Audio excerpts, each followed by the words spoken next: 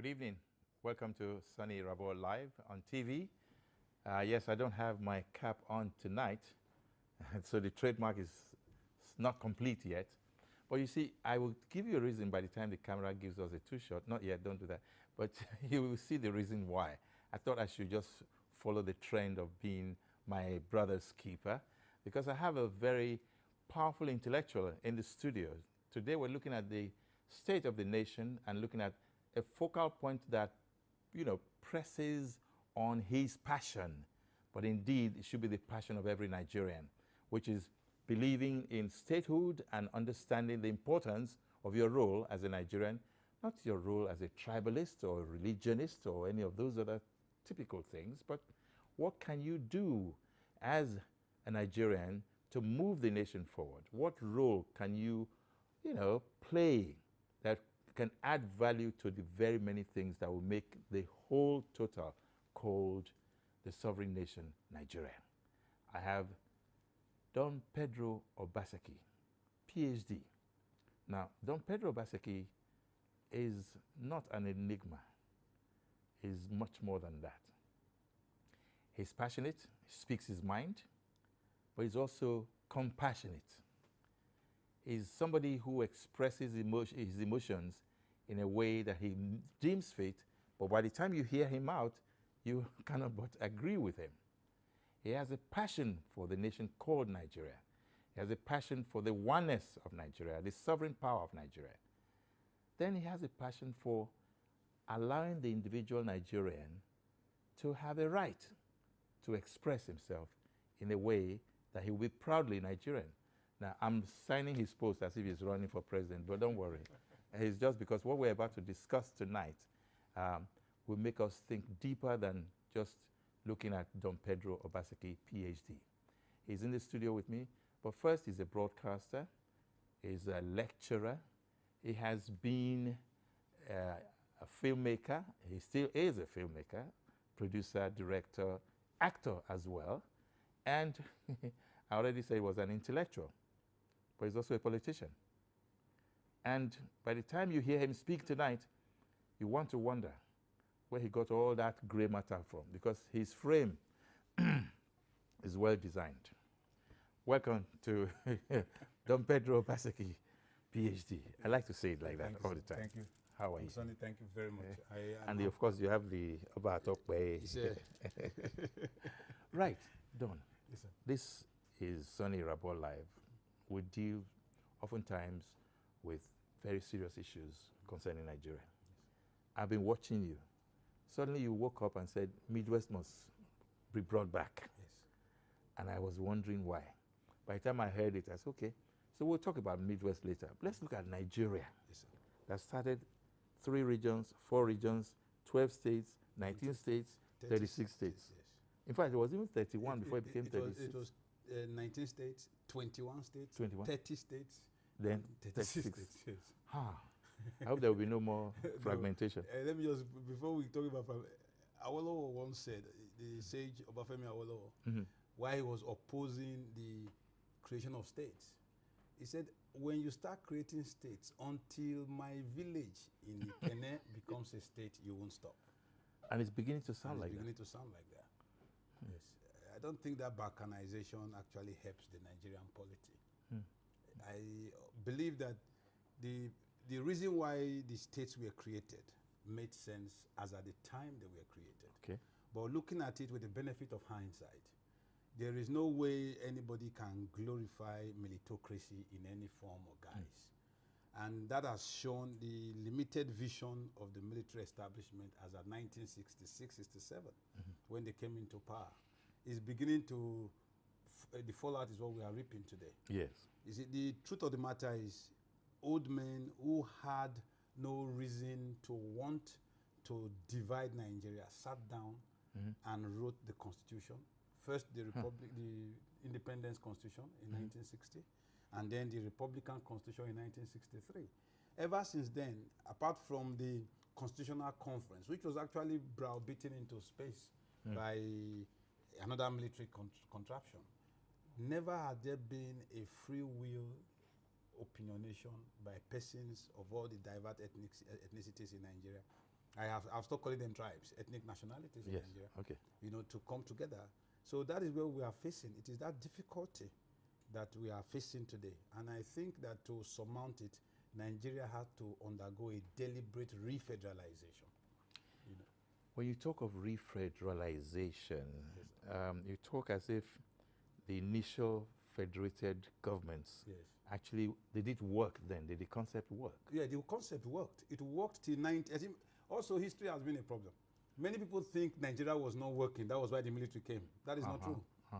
Nigeria was working perfectly because all the gaps were filled, all the checks and balances were in place. There were basically two levels of government. There was the federal and the regional. Okay. And there were three articles in terms of responsibility. There was the exclusive list, there was the concurrent list, there was the residual list. And those things were very clear. But however, what led to military incursion, Nigerians should not forget, was as a result of the problem between two persons in the West, between Obafemi Awolowo and Samuel Ladoke Akintola, when Ladoke Akintola decided to no longer be a member of the Action Group and formed his own UNDP, which he aligned with the Northern People's Congress. And then the election was held. He was premier. The vice premier then was the father of Femi Fani-Kayode, Fani Power. Yes. I can remember his quotable quote when I was in school that the election may hold, but we may lose the election, but we'll be declared the winners. And that led to the wet year.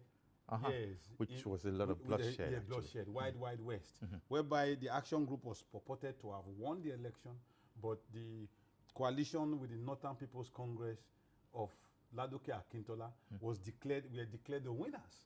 So the West went into flames, and that forced Tafawa Balewa to now declare a state of emergency, where a governor was now appointed. That is, an administrator was appointed. Yeah. And who was that? Was that? That was Maje Kudumi? Maje Kudumi. Yeah, okay. You know, and that was what dovetailed. That was in 1966. So the whole of 1964, the whole of 1965, the whole Western Nigeria was burning. So it was as a result of that the coup took place in the early hours of the 15th of January, so as to bring some sort of sanity. 1966. Of 1966.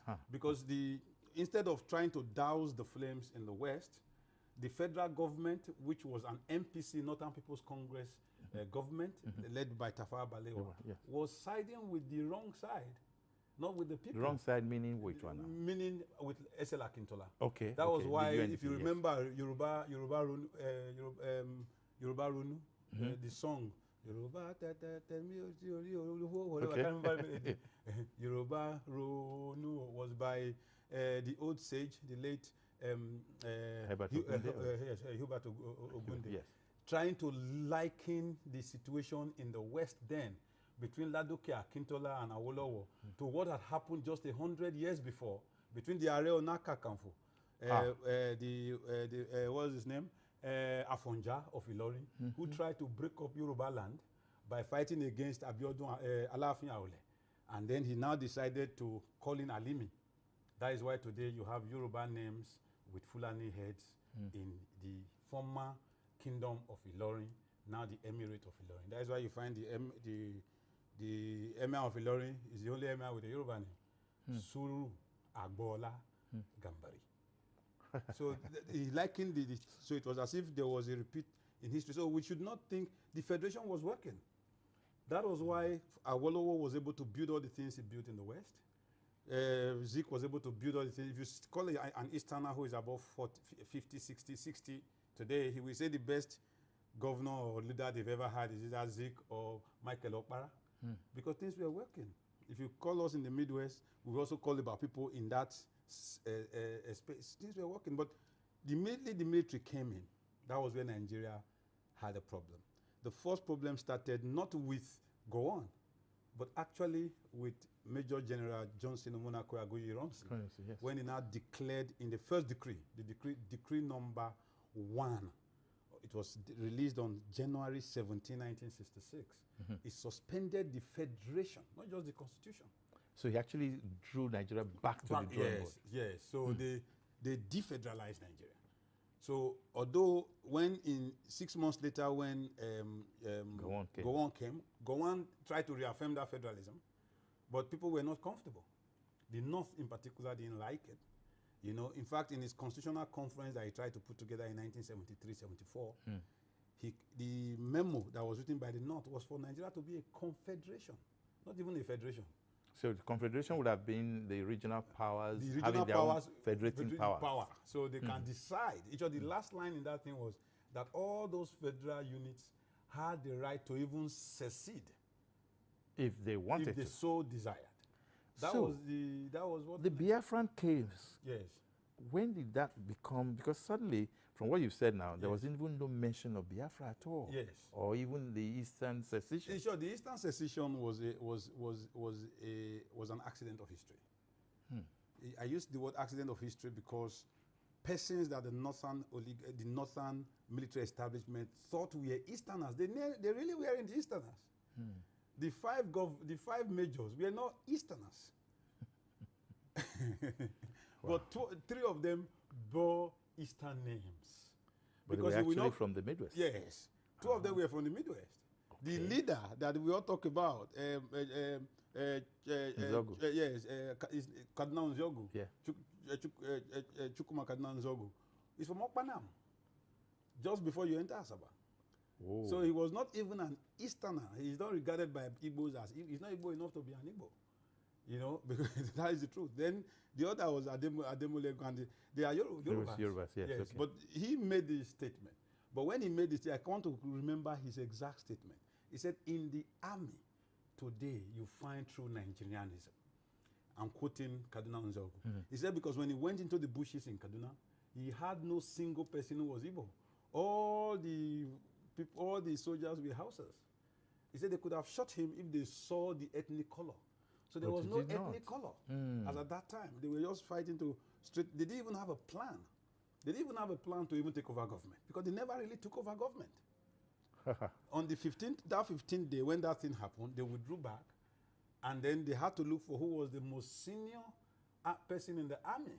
to take over, Yes, to and it was become head of state. Ironsi. And Ironsi. Ironsi just returned from Congo, where he had gone to fight because of the Patrice Lumumba He was problem. almost not ready He for was it. not even ready. He didn't even know. So it was when the leaders who were left, who were not killed, that now sat down and said, hand over to Ironsi. So for the first time, Nigeria actually had a whole day without a government. So there was no government on the 16th of January. So it was on early morning of the 17th that a government was proclaimed, when, unfortunately for them again, an Igbo man was the Senate president. Okay. Yes, his name was So Dr. the- Wafo Orizu. One for it, So yes. since there was no more prime minister, the ceremonial president had run, he was out of the country, that is Azikiwe. Yes. The next person was killed. The next person was killed. The most powerful minister in government was Okotiebo. He was killed. So the next person was the Senate president, who happened to be Igbo. So the optics was that an Igbo Senate president handed over to an Igbo general. So it was an Igbo coup. So it is the fallout of that, led by Moitala Mohammed, who was just a young major then, that led to the toppling, the second coup, the retaliation or the counter coup. Which is the Ironsi the being Ironsi killed. being killed in Ibadan, at Agodi Gate. Well, we had to just unravel. No, sorry for that. No, there's no sorry at all, Because because history is very important Yes, sir. in what we had to look at that very, seriously, so that you know where we are moving into. We're entering a period in Nigeria where perception is also being a bit seen as, oh, is it going to work? Is it not going to work? Nigerians believe that they are Nigerians, irrespective of who or where they come from. But sometimes, some people make this whole thing sound a little too difficult to swallow. Yes. We'll get to that after the break.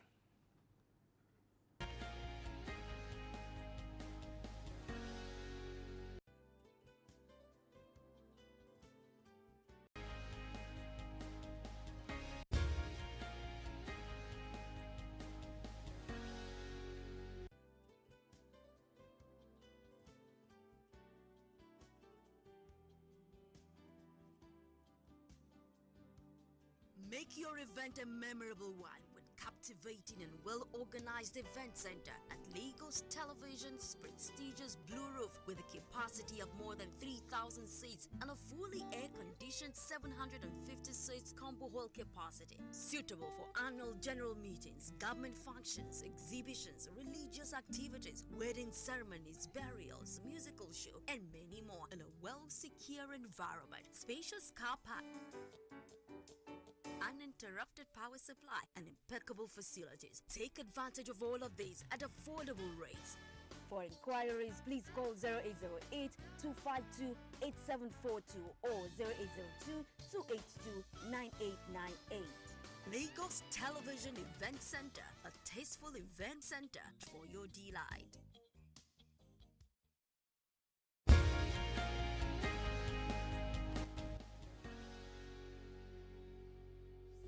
So, welcome back. Soni Irabor Live featuring Dr.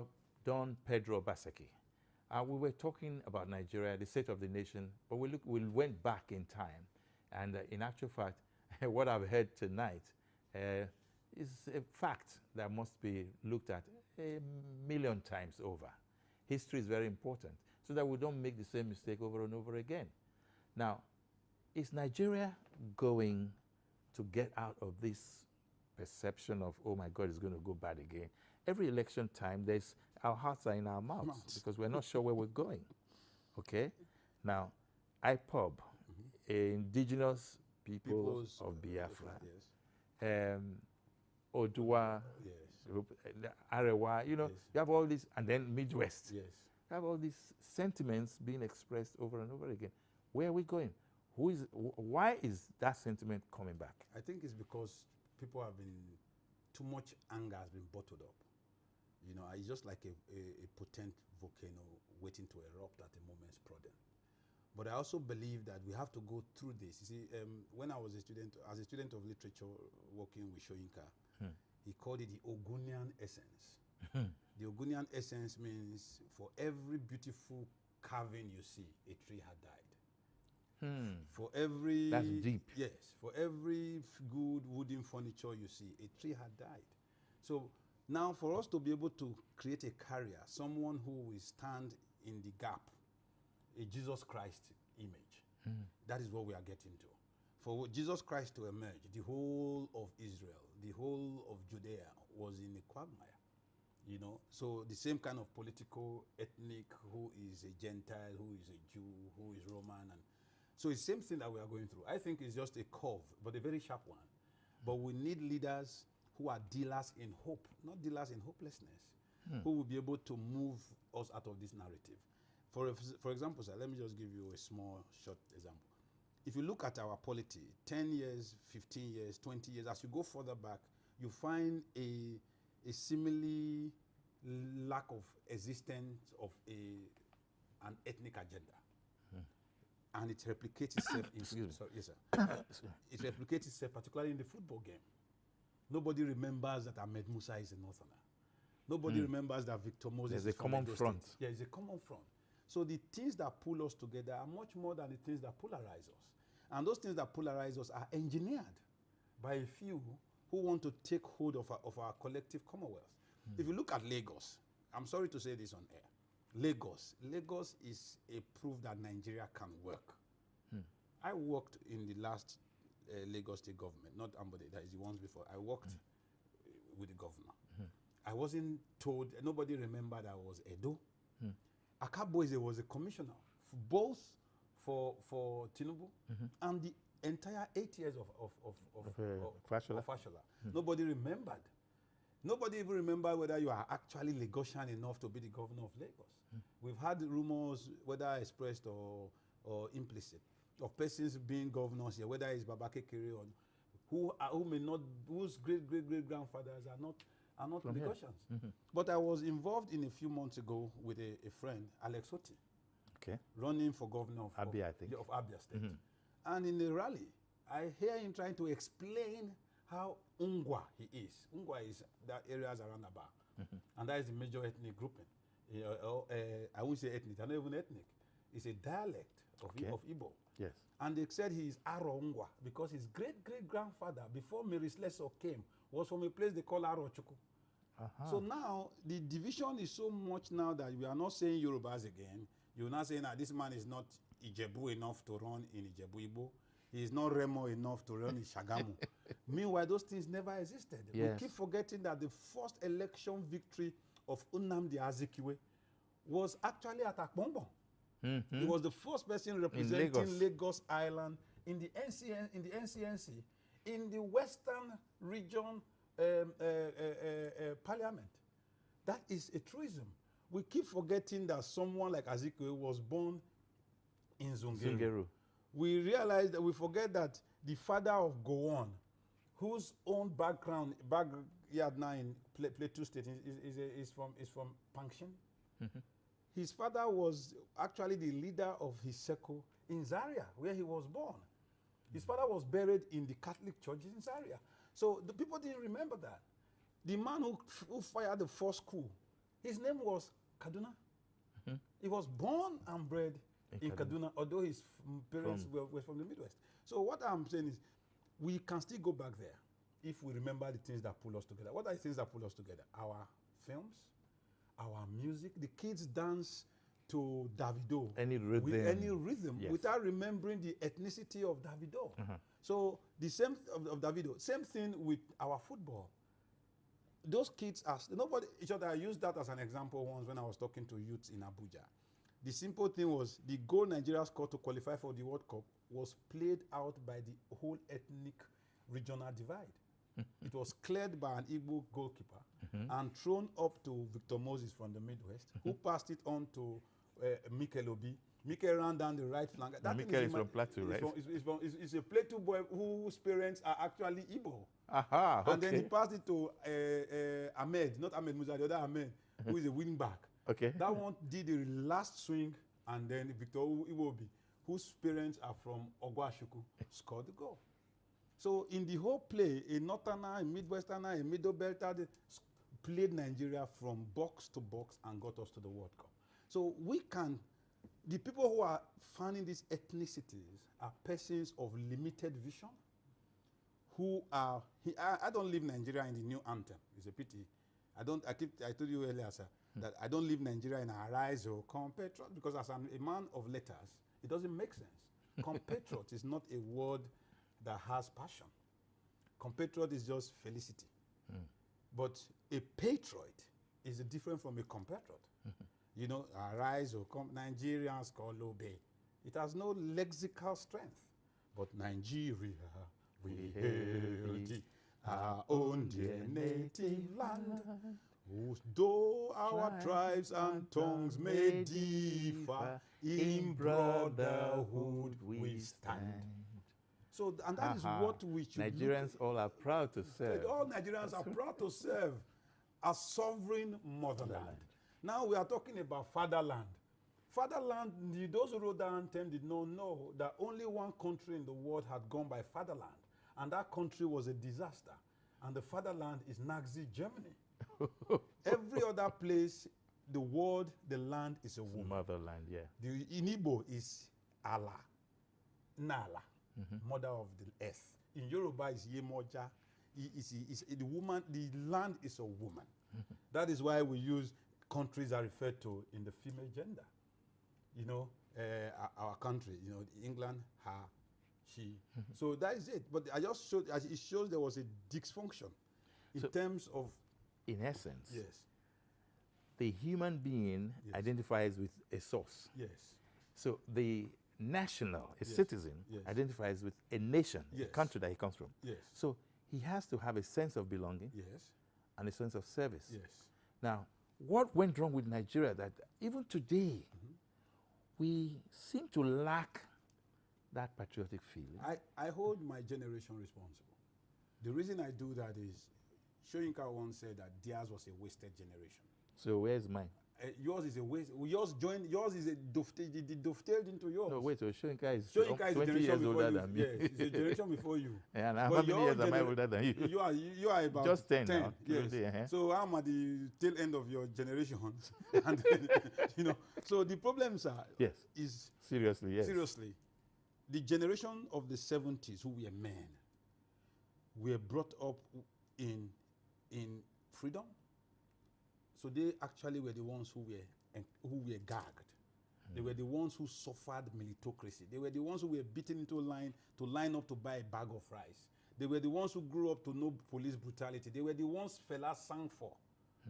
So those persons, by the time they blew the whistle and said 1999, those were the ones who went to the streets and fought for democracy. I was in CLO then, Civil Liberties Organization of Nigeria. We used to walk the streets carrying placards, not minding whether someone shoots at us. But the moment the military left, because we saw what the military did 20 years before in 1979, they left for 4 years and came back. Everybody thought they might just come back. So the upwardly mobile middle class, educated elite, workers, civil service persons who knew how to run a country, who knew how to run establishments, all of them played the back seat. So the worst of us now took over. They all make the laws today. So we have dancing senators. We have, in fact, now this is the first time in Nigeria where from the very beginning, you remember this case of Buhari, not Muhammadu Buhari. Okay, was that Senate President or House of Rep? House of Rep, yes. Speaker. Yes. Within 2 months of 1999, that we used to call it Toronto, that he had no certificate. The next one was the Senate President himself, Evans. Yes. Whether it was Evans, Ewerem, or and it didn't matter where they came from. Yeah. Nobody knew their pedigree. So Nigeria was taking over and people who were 419ers went into politics as a way of laundering their names and their image. So in Benin, my state, for example, I call it Motor Park democracy. It was the worst of our people that we are giving. So today in Benin, I'm sorry to say, we are talking about Kabaka, who didn't finish primary school. We are talking about Osakbawa, Uti today cannot write his name. Those are the persons who decide the political direction of the state. So the worst of us were thrust into public glare. They make decisions and make laws over the rest and the best of us. So we now lived in denial. Yeah, we live in denial. So we are pretending that all is well. So we are only concerned now about paying our children's school fees, not disturb me, I'm not going to disturb you. That is where we are. But the thing is, we boxed ourselves into a corner, and there's no other way to do than to fight back. Okay, we will take a short break and start taking calls. And when we get back, we're going to really go back to why you should vote, why you should vote independently, why you should not be bought over by anybody or any sentiment. And in fact, that region called Midwest. I haven't forgotten it. I know our time is running short. But calls are coming in, so please feel free. We'll just be right back after the break.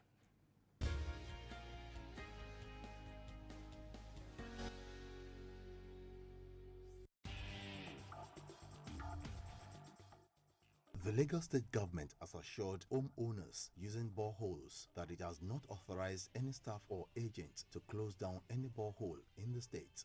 The general public is hereby advised to report any such person to the nearest police station or dial these toll-free lines 767 or 112. Ministry of Information and Strategy, announcer.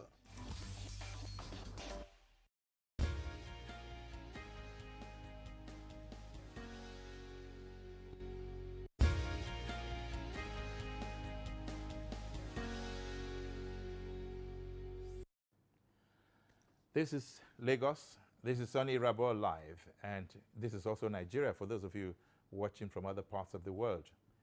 The truth is, Nigeria has always been a great nation, but sometimes I think we deceive ourselves believing that we are truly that great without doing the necessary things that will make us remain great.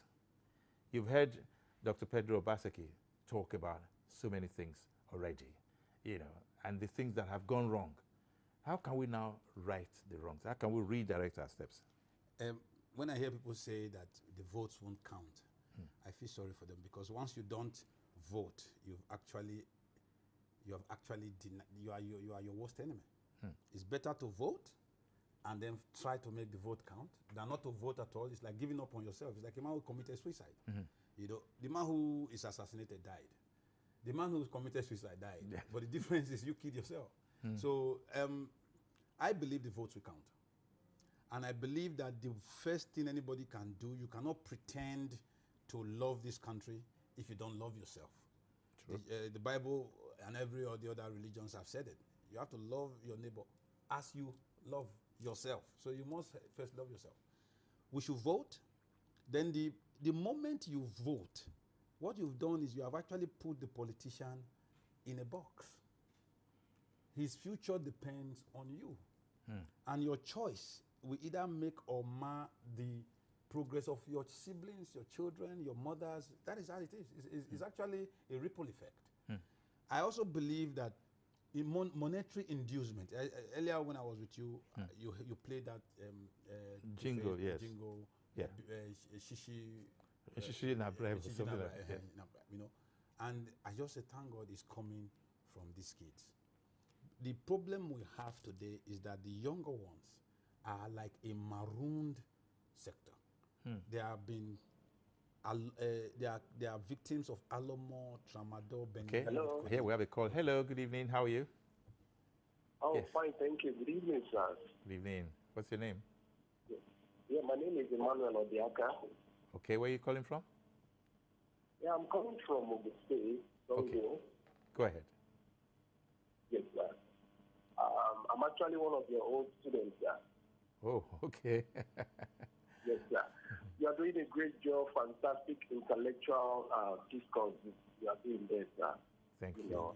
And I want to comment, I don't really have anything to say, but I just want to comment, and I appreciate the reservoir of information you and Doctor are really dishing out on this program, sir.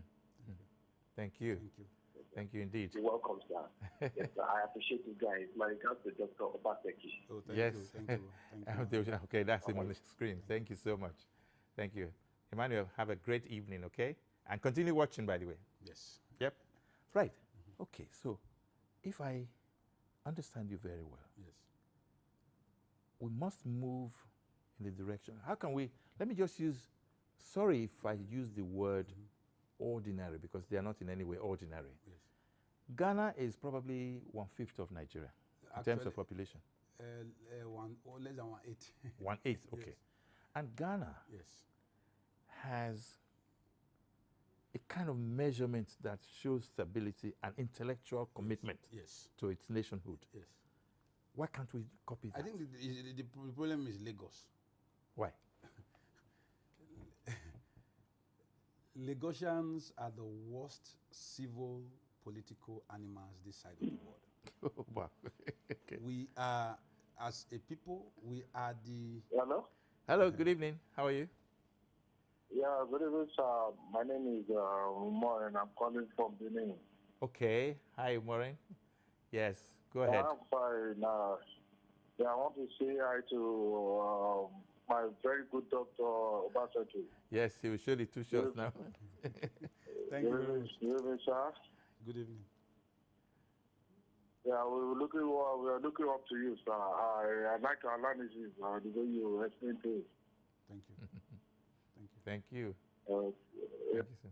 Please vote. Go and vote. Did you hear that? Please. Okay. Lost Yeah. it. Right, so you were talking. Why I say Lagos? Lagos is a potpourri of sorts. Every tribe is in Lagos.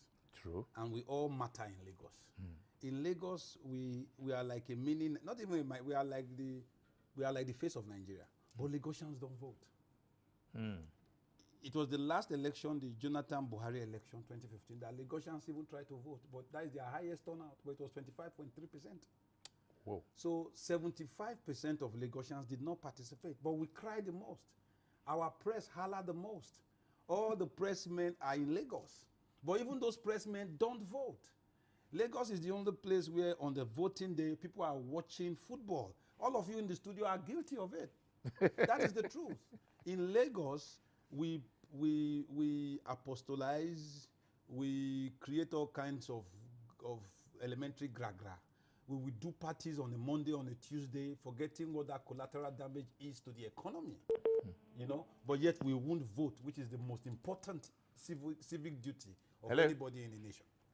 Okay. Yes, go ahead. So I think that if Lagosians take the lead, because we always take the lead. Yeah. You know, Fashola was a benchmark for all the governors. Lagos is a benchmark in terms of revenue generation. So Lagos must take the front seat in driving the Nigerian political awareness and reawakening. Okay, Lagosians, you're listening to that. I'm sure that's a challenge for all of you. You really have to understand the fact that you don't vote, you don't count. Yes. Pure and simple. Hello, good evening.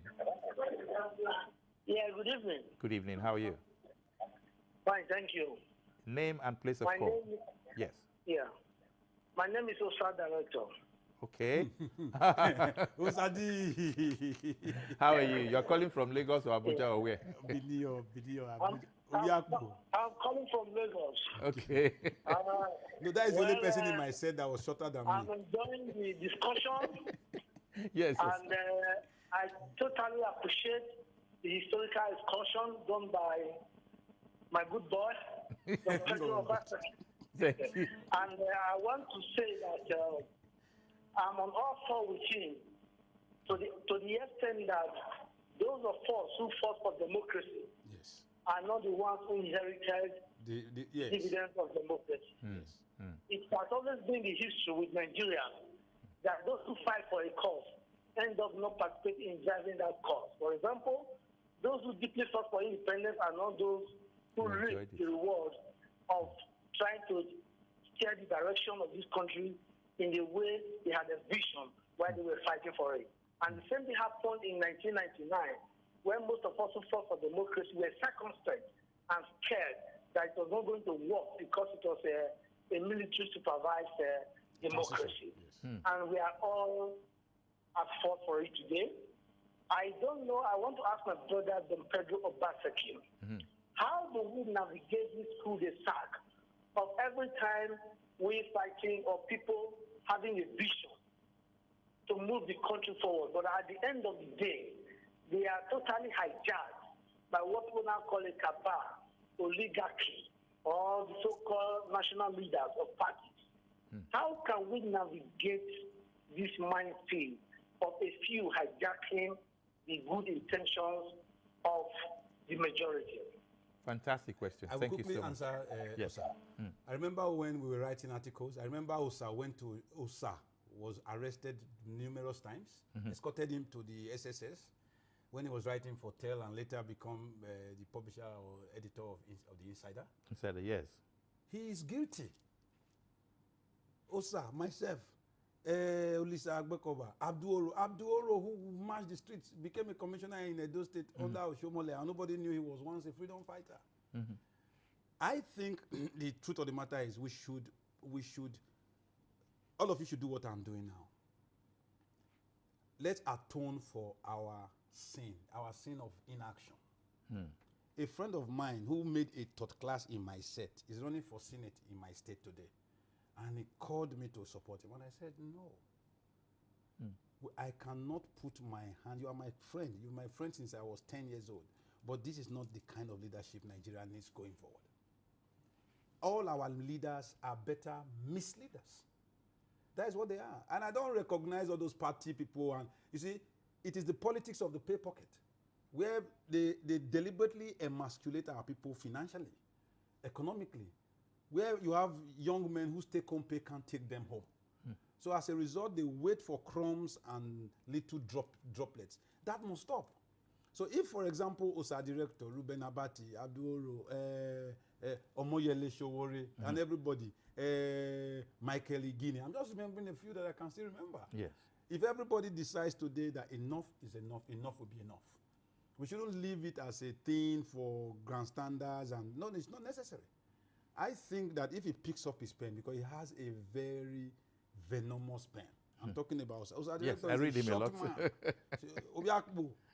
You know, but his pen is mightier than anything anybody could. Look at Ruben Abati, for example. Ruben was my senior, was my Oga in school.